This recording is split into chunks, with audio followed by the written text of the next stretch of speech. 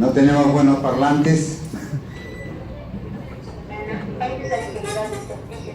A los macrófagos que exponen partes de los antígenos se les conoce como células presentadoras de antígenos o CPAs. El macrófago, ya una vez convertido en una CPA, interactúa con una célula operadora, la cual puede reconocer el mismo antígeno. Durante esta interacción, el macrófago libera una señal de alarma química llamada interleucina 1, la cual estimula a la célula T operadora a secretar interleucina 2. La interleucina 2 causa la proliferación de ciertas células citotóxicas y células B. A partir de este punto, la respuesta inmune puede seguir dos caminos. El primero, utilizando células T citotóxicas, y la segunda, usando células B. Células normales del cuerpo que son infectadas pueden digerir también algunos patógenos y exponerlos en sus membranas. El cuerpo produce millones de diferentes tipos de células T citotóxicas. Cada tipo es capaz de reconocer un patógeno en particular. Las células T citotóxicas, que son capaces de reconocer la exposición del antígeno en la membrana celular infectada, hace que éste se junte y produzca químicos que matan a la célula infectada. La muerte de la célula infectada es el resultado de la destrucción del antígeno patógeno. En las células B también existen millones de diferentes tipos, las cuales son capaces de reconocer un antígeno en particular. Cuando las células B se activan por las células T cooperadoras, estas se diferencian en células plasmáticas. Estas células plasmáticas se convierten en fábricas de anticuerpos, llenando el torrente sanguíneo con anticuerpos que se combinan con antígenos involucrados en esta infección. Los anticuerpos se unen a los macrófagos en la superficie de los patógenos, marcándolos para la destrucción de macrófagos. Algunas de las células B no se convierten en células plasmáticas, y en lugar de eso se convierten en células B de memoria, las cuales pueden sobrevivir varias décadas. Por esta memoria, las células B de la segunda respuesta inmune en la futura infección por el mismo patógeno será mucho más específica y fuerte. Esta segunda respuesta inmunitaria es lo que le da la inmunidad al paciente después de haber tenido una primera exposición con el antígeno o después de haber sido vacunado. Muchas gracias por su atención. Esperamos este video.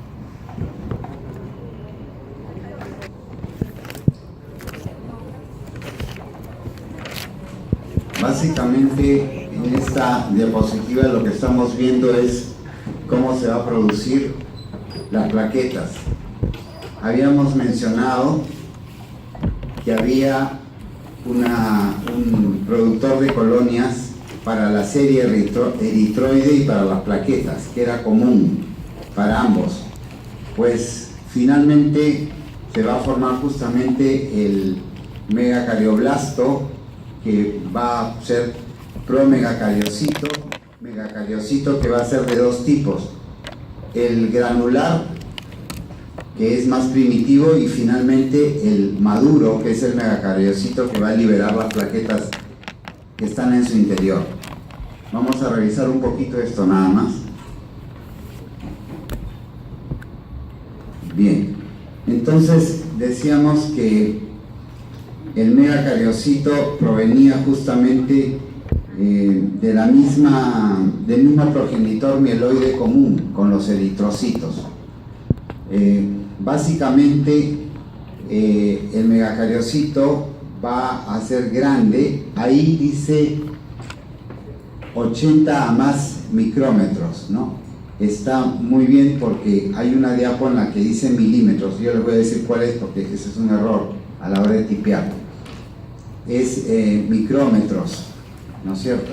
Entonces es grande el megacariocito y van a producir, como dije, uno inmaduro, que es el granular, y luego viene el maduro, que es el que ya va a liberar a las plaquetas. El granular va a ser el que va a tener un núcleo multilobulado, ¿no?, con citoplasma de tonalidad rosada, y luego un gran número de gránulos, ¿no es cierto? Ya no da la batería.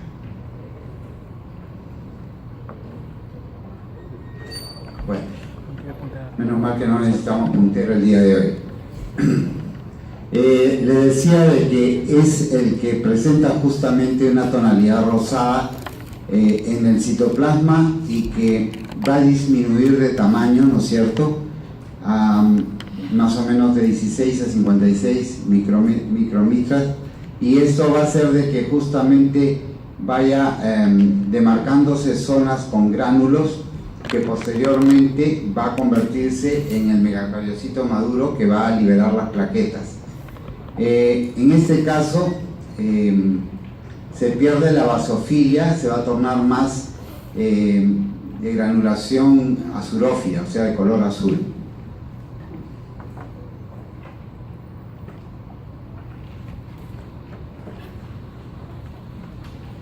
Bien, vamos a ver ahora las plaquetas. Es importante entender, aquí está el error, ya me di cuenta. Son discos biconvexos. Acuérdense que el glóbulo rojo era bicóncavo, este es biconvexo, con dos diámetros, un diámetro mayor y un diámetro menor. El diámetro mayor ahí no es milímetros, sino es micromitras, ¿ok? Si no sería muy grande, ¿no?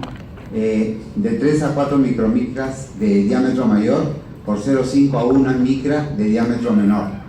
Y luego va a tener unas aberturas con unos canales, como unas ranuras intraplaquetarios. Esta plaqueta tan pequeña, porque realmente es muy pequeña, ha permitido mediante la microscopía electrónica determinar que tiene ciertas estructuras que son muy importantes para la coagulación. En primer lugar, en la periferia, ¿no es cierto?, vamos a tener el glicocálix, la membrana plasmática y una región con filamentos. Como veremos más adelante, todas estas estructuras tienen una función específica. El citoplasma también va a tener microfilamentos de tromboestenina. La tromboestenina es un símil de la actina y miosina para la contracción muscular. Esto sirve para que las plaquetas se contraigan. Entonces existe una tromboestenina A, que sería el símil de la actina, y una tromboestenina M, que sería el símil de la miosina. Entonces actina y miosina se contraen en un músculo. En este caso se contraen estos microfilamentos y se produce justamente esa agregación plaquetaria. ¿Entendieron? Entonces eso tiene una función.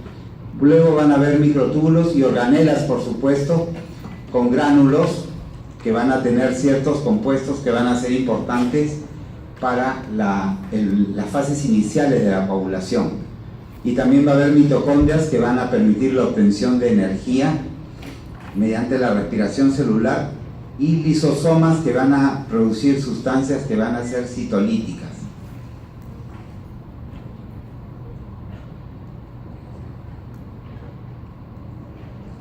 Justamente aquí vemos nosotros las estructuras, ¿no es cierto? Vemos en primer lugar que el citoesqueleto va a permitir justamente el cambio de forma y la secreción, ¿no? El cambio de forma es cuando la plaqueta justamente se contrae, ¿no? Y se va a contraer porque cuando una plaqueta se aproxima a la otra, como veremos más adelante en la agregación plaquetaria, tienen que pegarse una a la otra y contraerse para formar un coágulo que va a ser un coágulo, plaquetario puro, no va a ser el coágulo definitivo de trombina, ¿no? Pero sí es importante que entiendan que el citoesqueleto permite que la plaqueta tenga cierta movilidad. Como dije, tiene una sustancia, la tromboestenina, que es un símil de la actina y miosina en la contracción muscular. Va a tener también gránulos con moléculas prohemostáticas, procicatrizantes y moléculas activadoras de plaqueta, como veremos más adelante, que van a permitir que un segundo grupo de plaquetas se aproximen al lugar de la lesión del endotelio para unirse a la formación de este trombo primario. Bien, luego va a haber un sistema de membrana que va a permitir justamente la retención de ciertas sustancias, y finalmente estructuras inespecíficas pero que van a tener funciones metabólicas. Como antes ya lo había mencionado, las mitocondrias que permiten el metabolismo energético, y las vesículas que van a permitir la endocitosis y exocitosis, porque va a haber un intercambio de nutrientes.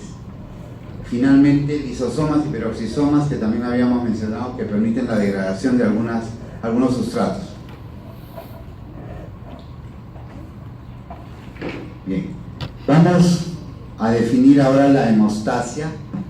Esto lo vamos a hacer varias veces porque quiero que quede claro y que sea de una manera sencilla. La hemostasia se puede dividir en una hemostasia primaria, en la cual participa básicamente la plaqueta y el endotelio del vaso dañado. Esa es la hemostasia primaria, que la vamos a hacer mucho más definida más adelante de manera sencilla y simple. Pero esa es la primera hemostasia. La primaria es en la cual se relacionan la plaqueta y el endotelio del vaso dañado. Mientras que va a haber una hemostasia secundaria que va a ser justamente la coagulación definitiva, donde van a intervenir los factores de la coagulación. Entonces vamos revisando de manera pormenorizada lo que es la hemostasia primaria. Entonces, la hemostasia primaria tiene que ver justamente con que las plaquetas, cuando un vaso es dañado, se van a adherir al endotelio de este vaso, ¿no? Y van a segregar gránulos. ¿Ok? Ahora, ¿por qué se van a acercar? ¿Y cómo es que se van a pegar y se van a unir? Hay un pegamento que es el factor de von Willebrand, que es el que va a permitir que justamente la plaqueta se pegue al endotelio dañado. ¿Ok? Y la plaqueta va a ser también el sustrato para que se produzca lo posterior, ¿no? Que es la cascada de la coagulación, porque no sucede en el aire, ¿no? Sino sucede en el lugar donde justamente la plaqueta inició la fase, digamos, de hemostasia primaria. ¿Ok? Bien, entonces revisemos a ver la diapositiva. Dice que las plaquetas van a justamente a formar el tapón inicial hemostático mediante algunos pasos. En primer lugar va a haber la adhesión, ¿no? Las plaquetas se van a adherir al endotelio del vaso dañado, justamente como les mencioné, porque va a haber el factor de von Willebrand, ¿no? La agregación plaquetaria, ¿no es cierto?, va a activar un receptor glucoproteico, que en realidad es el 2B y el 3A, ¿no? Y esto permite que las plaquetas se unan, ¿ok? Cuando esto sucede, se van a liberar ciertos factores intraplaquetarios que van a llamar a otras plaquetas para que se sigan agregando a formar este coágulo primario, que no es el definitivo, pero que es lo que se llama trombo blanco. ¿Ok? Vamos a seguir desmenuzando y nos vamos ahora a la hemostasia secundaria. La hemostasia secundaria, como les dije, ya tiene que ver con la formación del coágulo definitivo, ¿no es cierto? La red de fibrina, que va a estar finalmente al último de la cascada de coagulación. Básicamente, los factores de la coagulación van a activarse en una cascada, ¿no es cierto?, donde se va a formar finalmente el coágulo de fibrina, que es como una red, y va a permitir justamente que el tapón hemostático inicial, que es el trombo blanco, se convierta en un trombo rojo o trombo definitivo.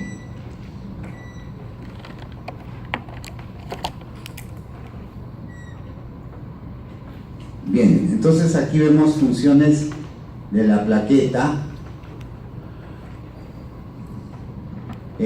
Repetimos una vez más para que ya no nos olvidemos que va a haber fases: la adhesión, la activación y la agregación, ¿no es cierto? Entonces, para que la plaqueta pueda cumplir con estas fases, básicamente intervenir inicialmente en la hemostasia primaria, ¿no es cierto?, tiene que producir ciertos factores plaquetarios. Hay el factor plaquetario 1, el 2, el 3 y el 4, ¿ok?, que son sustancias que van a favorecer justamente estos tres pasos: adhesión, activación y agregación. El fibrinógeno, que también es importante, ¿ok?, el factor de von Willebrand, el factor 5 y el factor 13, que va a intervenir en la última etapa de la coagulación, extrínseca, como veremos más adelante. Y la tromboestenina que mencionamos, que era el símil de la actina y miosina, que había la tromboestenina A y la tromboestenina M, que era la que permitía que se retraiga el coágulo de las plaquetas cuando una y otra se unían. Bien, importante entender también que para que estos pasos se den, la plaqueta tiene que estar en óptimas condiciones. Hay ciertas patologías que hacen que una plaqueta no esté en óptimas condiciones y no cumpla con sus funciones adecuadamente. Es un elemento forme de la sangre tan pequeñito pero tan importante, porque sin plaquetas nos desangramos y nos morimos.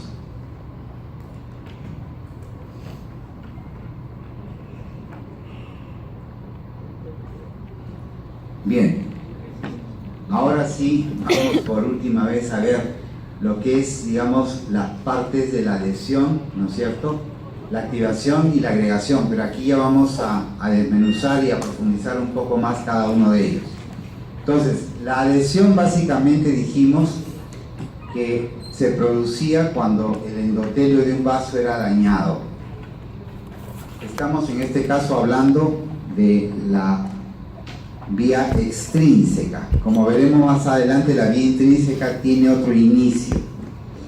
Pero básicamente aquí lo que pasa es que al producirse la lesión del vaso, lo que va a pasar es que justamente la plaqueta se va a acercar a ese endotelio dañado, ¿no? Y se va a unir por el factor de von Willebrand, ¿no?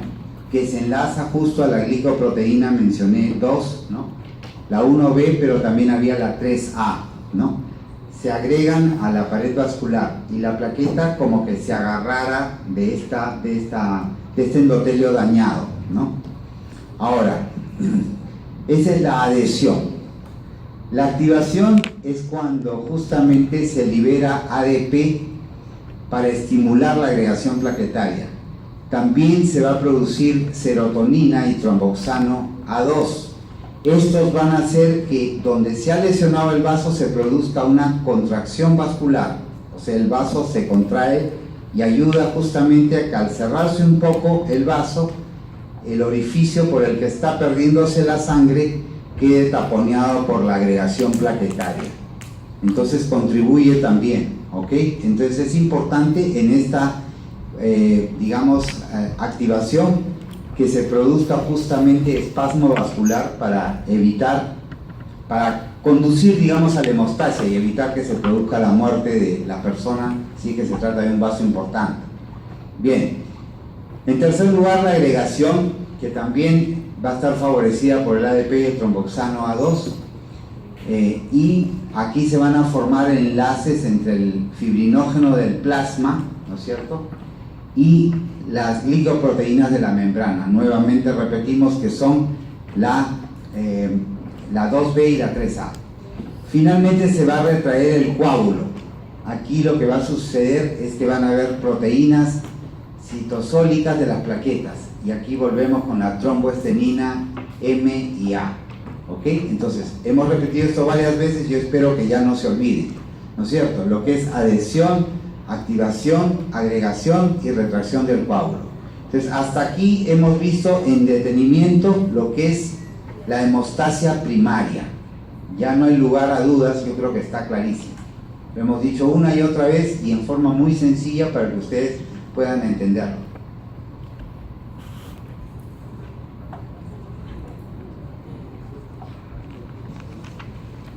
Bien. Aquí viene la parte, digamos, un poco más compleja, ¿no? Aquí vemos ya la cascada de la coagulación. A ver si tenemos un acercamiento. Sí, ok. Bien, aquí vemos nosotros hacia la mano derecha la vía intrínseca y la extrínseca hacia el otro lado. Bueno. Como ven en vía extrínseca, limitémonos ahí primero, que es de lo que hemos estado hablando. Les decía que cuando se lesiona el vaso, ¿no es cierto?, se producía la hemostasia primaria, ¿ok? Y quien contribuía a esto era justamente la agregación plaquetaria, ¿no es cierto? La plaqueta era la que inicialmente iba a unirse gracias al factor de von Willebrand. Ahora, si ustedes me preguntan dónde se produce el factor de von Willebrand, se produce en el endotelio de los vasos, ¿ok? Por eso es que cuando un vaso se daña, sale el factor de von Willebrand, ¿ok?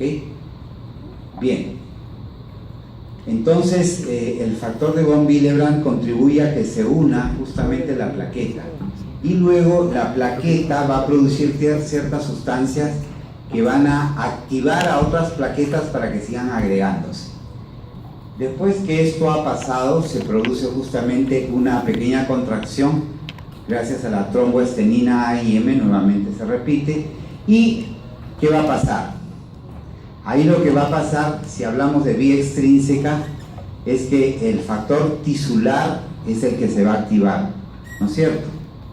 Este factor tisular va a activar justamente al factor 10, pero para que active el factor 10, miren ustedes antes qué pasa. Hay un factor 7, que el factor 7 va a ser activado, y junto con el factor tisular, que es el factor del daño o del trauma, va a justamente activar el factor 10.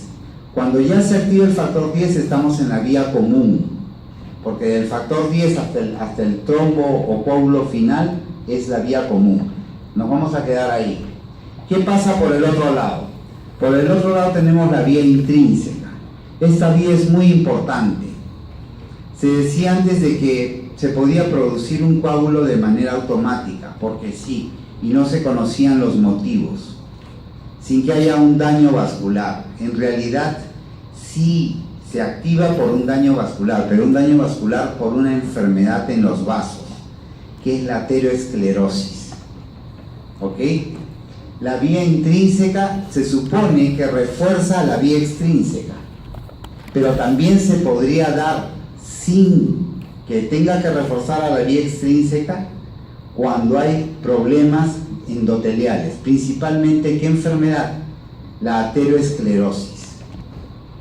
Cuando hay lípidos en el endotelio de los vasos, estimulan a que se dé la vía intrínseca. Por eso es que hay gente que está caminando por la calle y de pronto forma un trombo que viaja al cerebro y hace un accidente cerebrovascular y empieza con un cuadro neurológico que puede ser una hemiplegia, hasta puede ser la muerte.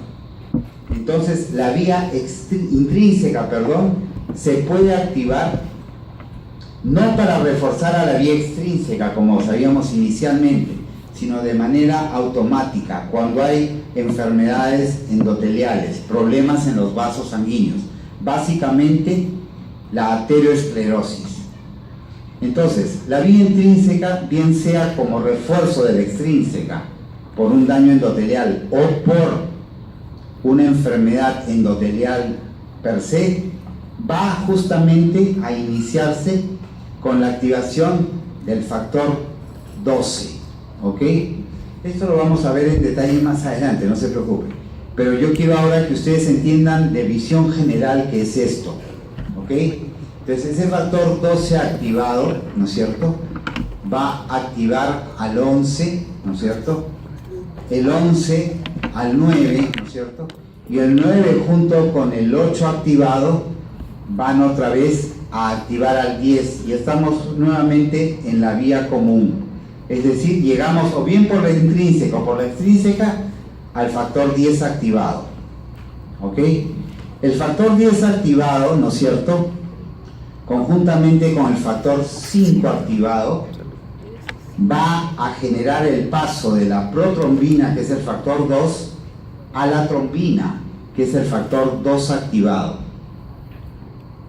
Y la trombina va a activar al fibrinógeno, que va a pasar a fibrina, que es el factor 1, pasa de 1 simple a 1 activado. Y finalmente la fibrina, que está en redes desmenuzado, va a sufrir la acción del factor 13 activado, que va a hacer de que la fibrina se organice y se forme el coágulo definitivo. ¿Ok? Entonces, esta es la visión general. Quiero que entiendan que hay una vía extrínseca por lesión del vaso. La vía intrínseca se va a activar para reforzar la conformación de una hemostasia segura, normalmente en alguien sano. Por ejemplo, ustedes que son jóvenes supuestamente sanos, ¿ok? Pero imagínense que yo fuera una persona de mi edad, pero con malos hábitos alimenticios, obeso, ¿no? Que como mucha grasa trans y tengo mis vasos taponeados con problemas de arteriosclerosis. Yo podría activar la vía intrínseca sin necesidad de una lesión de un vaso, no en un caso de hemorragia, simplemente, como les dije, caminando por la calle se activa la vía intrínseca. Entonces quiero que entiendan eso, porque eso va a entender y explicar por qué a veces se provocan trombos sin que haya ningún tipo de activación por lesión vascular. Otra forma de que se produzcan trombos, tengo que decirlo porque ustedes el próximo ciclo van a hacer fisiopatología. Otra forma de que se produzcan trombos sin lesión vascular es la hipertensión arterial. ¿Por qué? La presión normal arterial, el flujo sanguíneo es laminar. La sangre va en forma laminar por las arterias. Pero cuando yo tengo hipertensión, mi flujo ya no es laminar, sino es un flujo turbulento. El flujo turbulento en el hipertenso hace ¿de qué? De que se produzcan trombos, que también pueden viajar a distancia y provocar un evento cerebrovascular.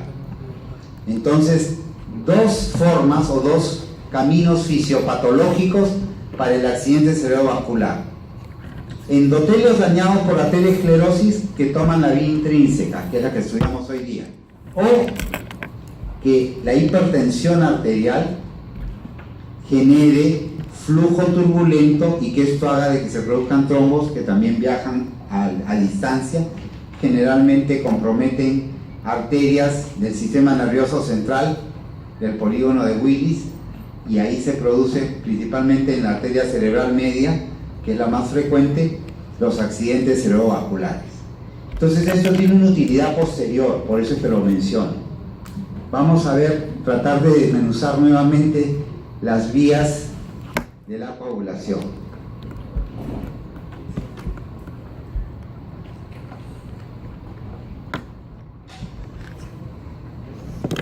Bien. Les decía de que la vía intrínseca, ¿no es cierto? Quédense con esta imagen, ¿no? Era justamente denominada así porque antes se pensaba de que podía generarse una coagulación intrínseca espontánea, pero en realidad no es así. Sabemos que para que se produzca una coagulación espontánea tiene que coexistir un endotelio dañado, pero sí puede esta vía activarse para reforzar la vía extrínseca de un endotelio dañado. ¿Cuándo? Cuando justamente la vía extrínseca no es tan fuerte, requiere de un reforzamiento por otro lado. El mecanismo de homeostasis del organismo es importante para poder, digamos, activar esta vía intrínseca, que sería la vía que refuerce una vía extrínseca no muy completa.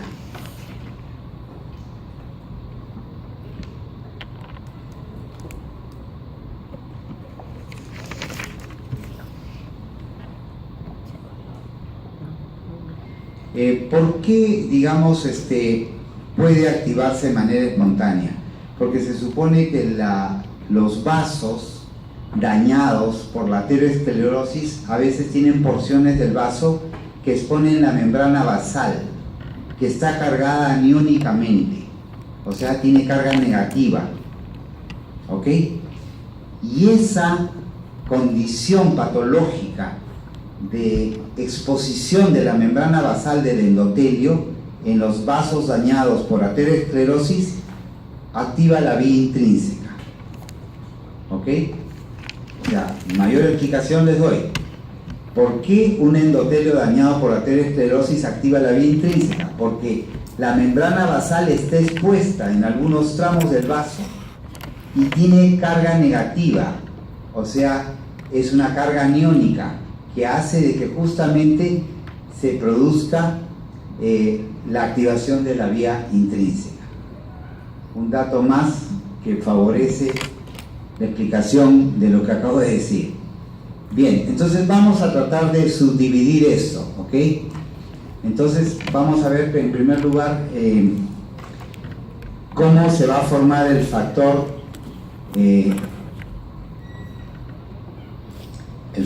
11 activado, ¿ok? Bien, para que se forme el factor 11 activado, en realidad necesitamos que exista la precalicreína. La precalicreína es una proteína que va a favorecer la activación del factor 12 para que pase de 12 a 12 activado. Aquí sí tienen que prestar mucha atención porque es un poco complejo lo que les voy a mencionar para que me entiendan bien. Escúchenme, el factor 12 no activado, que es el que inicia todo, que es el cuadradito celeste o azul que está ahí en la esquina, debe activarse, pero tiene una ventaja. Ese factor no activo tiene una acción enzimática muy leve que produce precalicreína.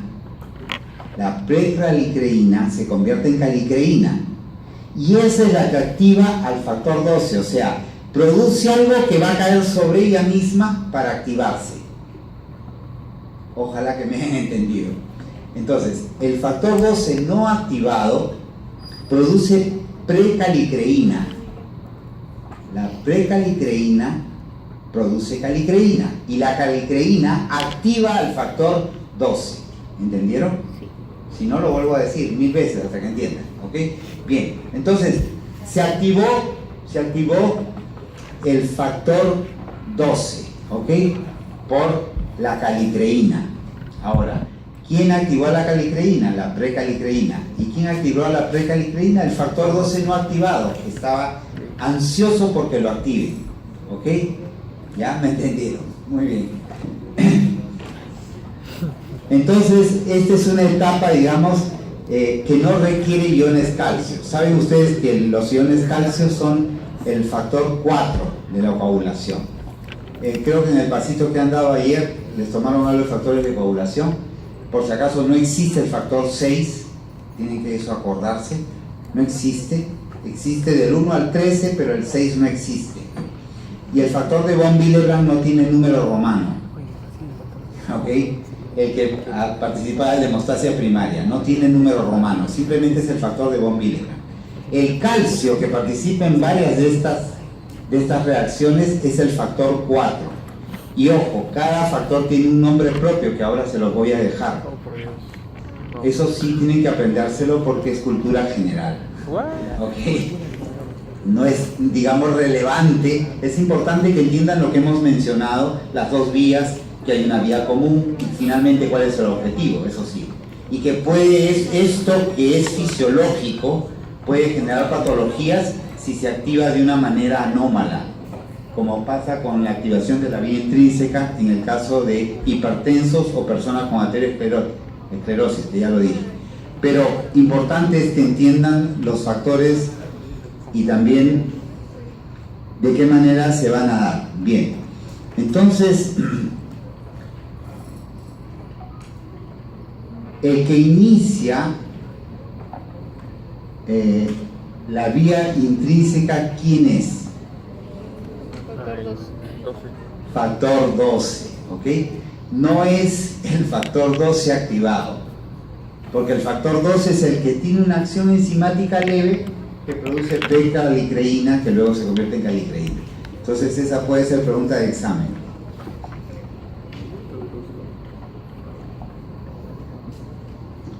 Bien, entonces, ¿cómo va a formarse el factor 9 activado? Si vemos ahí justamente, para que se forme el factor 9 activado, ¿no es cierto? Este factor se va a encontrar en el plasma como una proenzima. ¿ok? Y aquí sí tienen que entrar los iones calcio, de todas maneras, ¿no? Ahí en este esquema no está el ion calcio, pero yo se los digo, o sea, interviene el ion calcio para la activación del factor 9. Entonces, esto va a catalizar el factor 9 activado. ¿Qué cosa va a catalizar el 9 activado? Justamente, conjuntamente con el 8 activado, el paso del 10 inactivo al 10 activo. ¿Ok?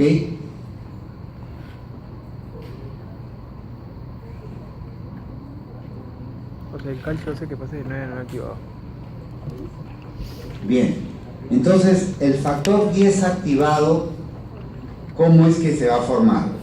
Entonces, el factor 10, ¿ok? Y el factor 9 activado, ¿no es cierto? El factor 10 y el 9 activado, o sea, aquí y allá arriba, se van a unir a la membrana de la plaqueta que está en ese trombo blanco, ¿ok? Y ahí es a donde va a llegar el 8 activado, que va a hacer de que el 10 se convierta en 10 activado. ¿Ok? Nuevamente lo repito. El factor 9 activado y el factor 10 no activado se unen a la membrana de la plaqueta, y esto va a ser, junto con el 8 activado, de que se convierta en 10 activado. Y prácticamente ya se forme el coágulo final después, ¿no?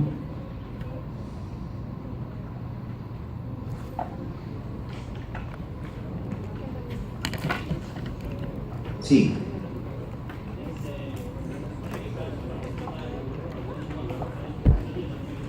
Así es.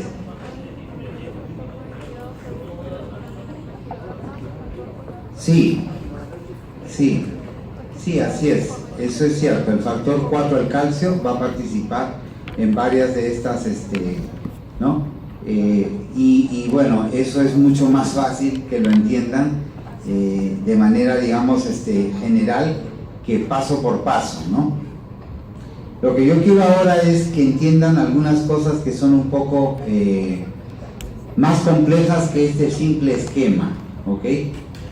Por ejemplo, qué se une a qué, dónde se produce y todas esas cosas. Entonces yo lo que quiero es darles algunas cosas importantes. Por ejemplo, para la vía intrínseca es necesario que exista la precalicreína, que ya lo mencionamos. ¿Por qué? Porque es el que va justamente a convertirse en calicreína y luego va a activar el factor 12, ¿no? Pero también es importante el quininógeno de alto peso molecular, que es una molécula importante, igual que los fosfolípidos que secretan las plaquetas, porque esto es lo que va a hacer justamente que la vía se realice, si no, no va a poderse activar. Muy bien. Otra cosa importante es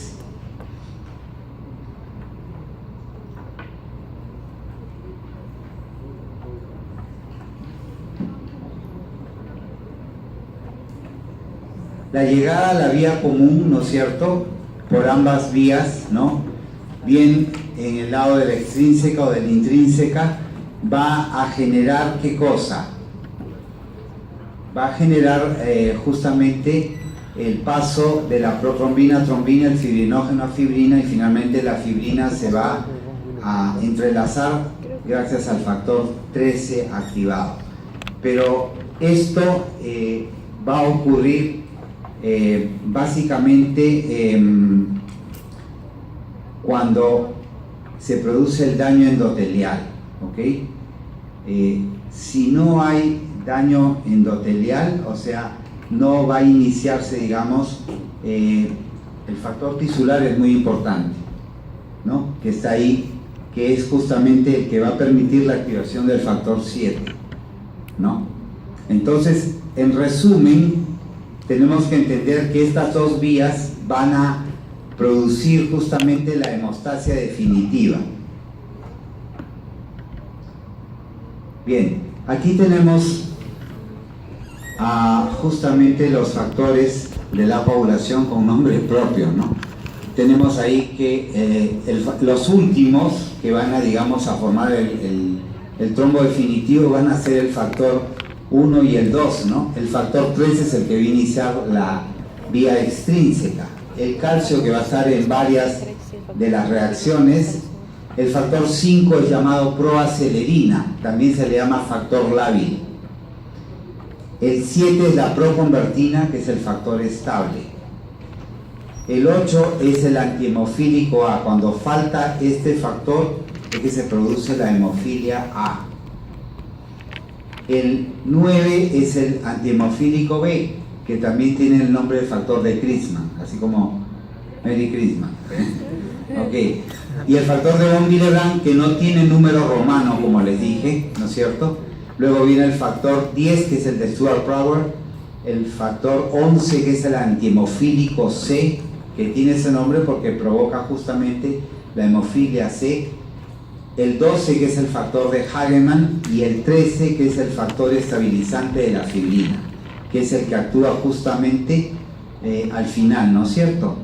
Cuando la fibrina ya está formada pero necesita consolidarse, actúa el factor 13.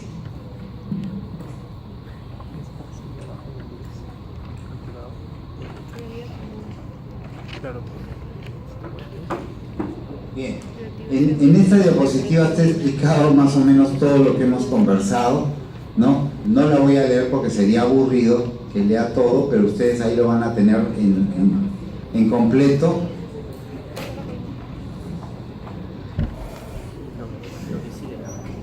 Ahí está todo explicado justamente, ¿no? Lo importante es que entiendan que el polímero de fibrina, que es el coágulo definitivo, solamente se va a formar si existe el factor 13. Entonces el factor 13 también es muy importante, porque una cosa son los monómeros de fibrina, que no es tan fuerte el coágulo como el polímero de fibrina. Entonces, si está en monómero de fibrina, claro, hay coágulo, pero no es tan fuerte como el otro, que requiere del factor 13 activado.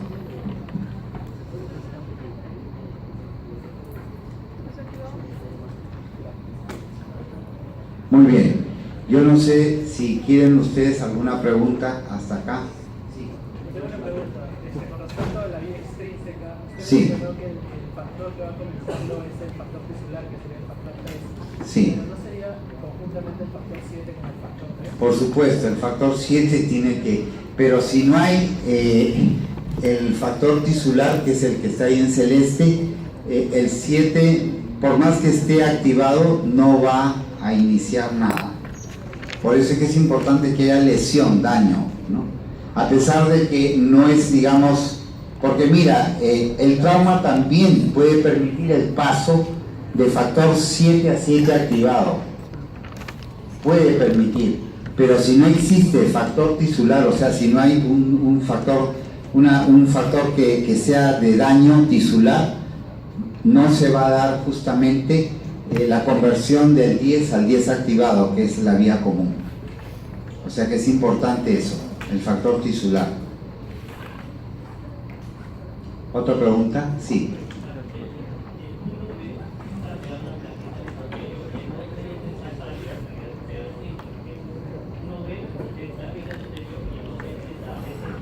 Así es, sí.